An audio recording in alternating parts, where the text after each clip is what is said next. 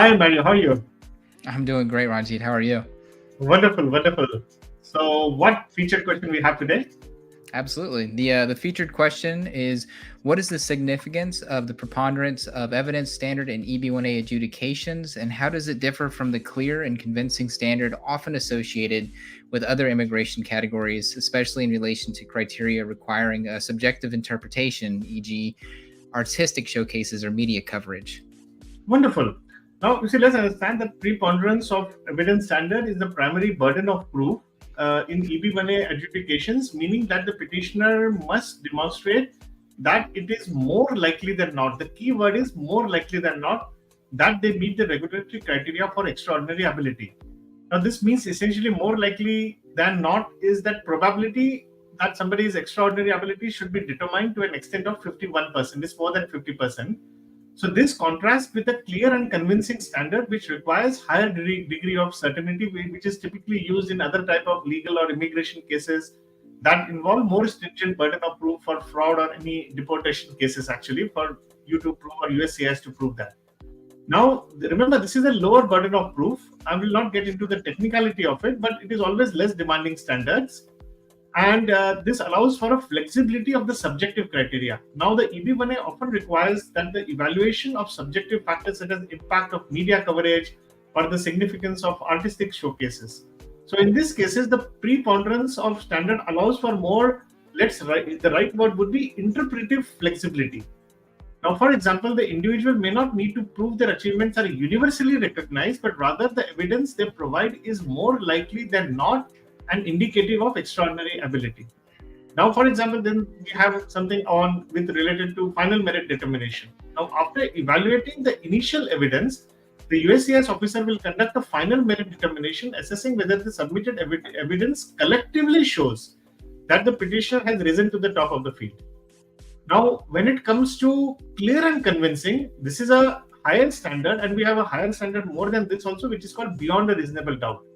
Now, however, for the purpose of clear and convincing standard, this standard requires that the evidence presented must be of highly probable. Now, normally for this kind of standard, you would need a government documentation. For example, if somebody is proving that one's birth or age somebody has to prove, one would need a birth certificate. These are the kind of comparisons that happen. So that's all I have to say at the moment. We have I think one of the guests also. So before we move to our regular questions, let us ask the guest to join on the stage, and let's see what one has to say. Okay? Absolutely. Wonderful. Hi, how are you? I don't know. It's open IME. Can you hear me? Oh, yes, I can hear you. Absolutely. Yeah, please tell us your question. Happy to help. Oh, yes. I just want to get some clarification as regards the Next League program. I had this session with Mario, I think last weekend on Saturday, and I just needed more clarification on how the program is structured and if there is a need to skip the level for the next league, given that I have clarity on what I want to do and how I have structured my petition to see if I can get a guidance for reviewer and not go through the next league course. Okay, now we at Next League, we don't there are people who have joined us at from a emoluments perspective, let us put it this way, or from a profile perspective. We had people with a 3 years of experience or even 5 years of experience or even 20 years of experience. People do believe that they have a certain knowledge or skill set or knowledge or expertise to determine their own petition, and they want to cut short, let's use the word, cut short certain process that we have determined, or we have seen a pattern of success that emerges. After having studied over 1,000 cases or having met over 100 people, we have 25 EB1 achievers from the program in last 1 year. Well, we don't allow a bypassing certain steps. We want someone to have that organic steps. So no matter whatever profile that one may believe that one might have, we would still insist on following the process we are very strict about that. Actually, we do allow certain flexibility in terms of time frame. Some people, the earliest people have got or achieved their EB1A in 4 months, and some people have taken longer time. But that has not kind of given a liberty to anybody to kind of bypass the process, actually. Okay. Thank you for the response. Is the next league program can it be done virtually or must it be in person? No, it's a online program. Okay. All right. Thank you.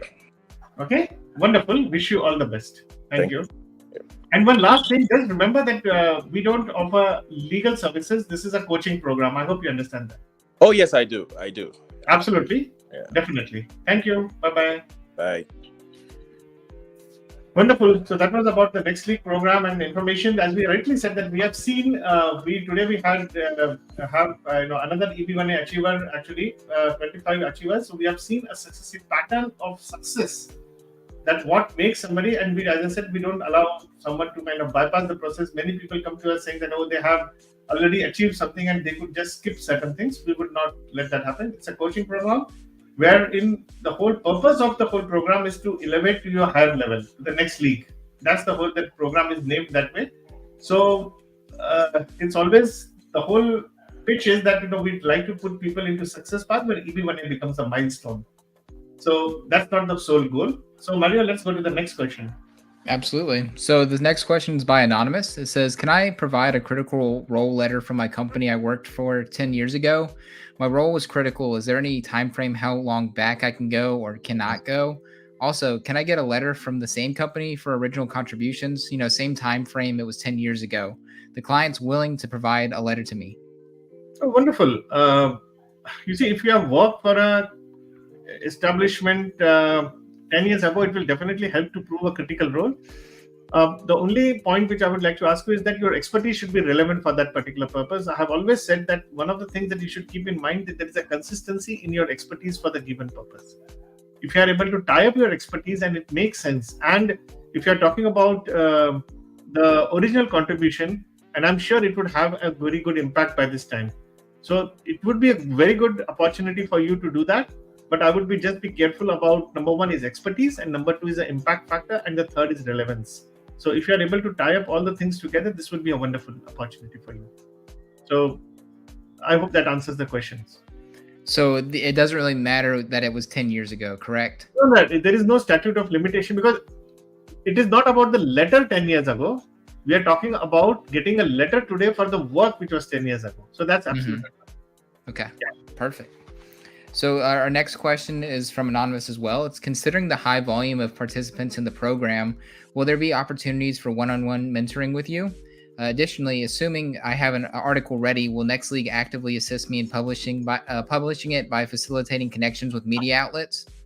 Okay, so now let's say in terms of, it's not about high volume of participants. We have a very structured process. There are multiple coaches who are there in the program. There are multiple sessions which are there. If you need one-on-one, definitely we'll be standing next to you.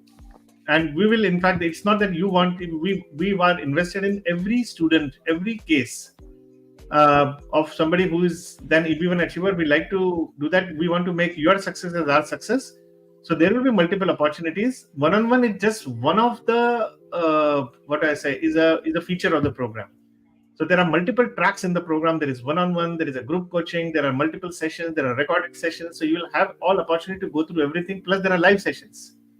And in case you skip the session, then you can kind of watch the recording also, actually. So we have a learning portal that will, you don't even have to Google EB1A, actually. That's the idea. So one-on-one is not a challenge. So the whole program is mentored by me. So after having studied over 1,000 cases, after having met at least 100 EB1A achievers, so don't worry about it. And as far as your second question is concerned in terms of publication of article, well, we don't publish articles. We are not a media outlet. But yes, we have seen that our, at least we have 25 to 30 people who are members of Forbes who have been featured in the top publications in the world. We will definitely give you tools. And it's not that, we want to just give you fish, actually. It's basically we'll teach you fishing. I mean, that's the whole forte. And we want you to truly be able to hold up the EB1A, what you are going to achieve. It's not kind of giving you a kind of, you are blindfolded and somebody is kind of walking you down the line. No, that's not the way. We will show you the path and you have to walk. So it is something akin to that, you want to move from point A to point B. Neither you know the way, neither you know how to drive, and neither you have a vehicle. So yes, we'll teach you how to drive, we'll teach you everything what is required to be done, and we will serve only as a GPS. So that's the kind of approach that you have to follow, because we have seen that truly an extraordinary person has to stand on his own footing. It's not that you want to get EB1A, we want you to hold the EB1A as truly an extraordinary individual. So I think it's a little long answer, but that's the whole program all about. And what we have seen is that in future, I think we started this program 1.5 to 2 years back, and we have over 25 EB1 achievers. The next league achievers, EB1 achievers, will be far different than regular achievers also. We want to make that as a point, and you will see the success pattern emerging even much beyond EB1A in the lives of people who get EB1A from the next league program. So that's our conviction and that's our confidence. So if you are interested, we'll be more than happy to help you. So let's go to the next question. Absolutely. The next question is, my company is very strict about intellectual property. How can I meet some of the criteria, like writing papers or speaking about my work, if I'm not allowed to talk about what I'm working on in my current role? Okay, it's a very delicate question. You don't have to talk about it. You see, every company is very rigid about, strict about the intellectual property that it possesses. So you don't have to talk about the intellectual property. Now, if you have to write papers, you have to talk about your expertise. It's your expertise that is helping to build somebody an intellectual property also. So definitely, I would not suggest that you have to talk about intellectual property. So let's say, for example, you are working, this is my favorite example I like to give, that let's say, for example, you are working with Coke. You know the Coke formula. That's an intellectual property. You don't have to talk about the Coke formula. But then you can always talk about, well, if you have played a role to create that intellectual property, that evidence is good enough. How that intellectual property was kind of is being promoted. How you are bringing, what are your success metrics? I think that's the way, or that's the path that you can take. If you are able to do that, I think it will be really very good. And we have seen people working with the Fortune 100 companies, Fortune 50 companies, Fortune 10 companies from the program, and they are using it. So you don't have to worry about, you are definitely not allowed to talk about your critical role or any role that you're doing, but you have to talk about your expertise. Remember that it's your expertise. So definitely what you're doing, and hardly we have seen, if you look at any successful articles or anyone by EB1 achievers or any good papers, they are about the expertise. They're never about the role that they're playing. You pick up any article, even in Forbes or anywhere, no one will talk about what they're doing, because that's always a confidential matter with reference to the company. So you have to be very clear that what you're writing about. I think that it requires a little more deeper understanding. So we are more than happy to help you if you think, if you want to come to us.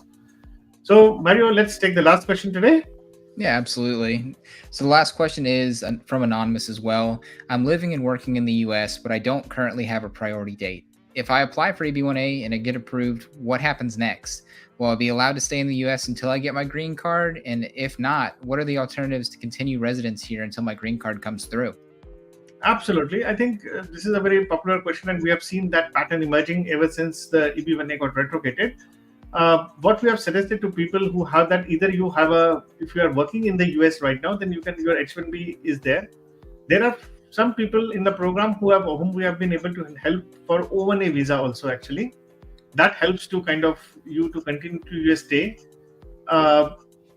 If you don't have a priority date, but if you have a final action date, which you can help you to file, that you can claim for EAD also, that's another option that is there. That is also possible. Now, I mean, it is on a case-to-case basis. I think we can help you to reach out to some legal professionals who can help you to do this. But yes, there are possibilities that exist, and we have been helping people, but it is a very selective on a case-to-case basis. It is not possible to kind of give you a very generalized, specialized answer in this generalized session. So, well, if you're in the program, you get your EB1A approved, that's the first step that you will have to cross. And once that happens, we'll be more than happy to kind of help you. But yes, the possibilities do exist. So thank you very much, friends. I think it was wonderful. Mario, thank you for having me. And, if you're interested to have your questions answered, please write to Mario. Please reach out to Megan or I. If you want to join the Next League program, you may click the link which is given, and we'll be more than happy to help you. And thank you very much, and have a wonderful day, guys. Thank you. Thank you for joining us today. If you have any further questions or need personalized guidance, please reach out to us. We are here to help you every step of the way in your journey towards achieving your American dream. Let's connect and make it happen together.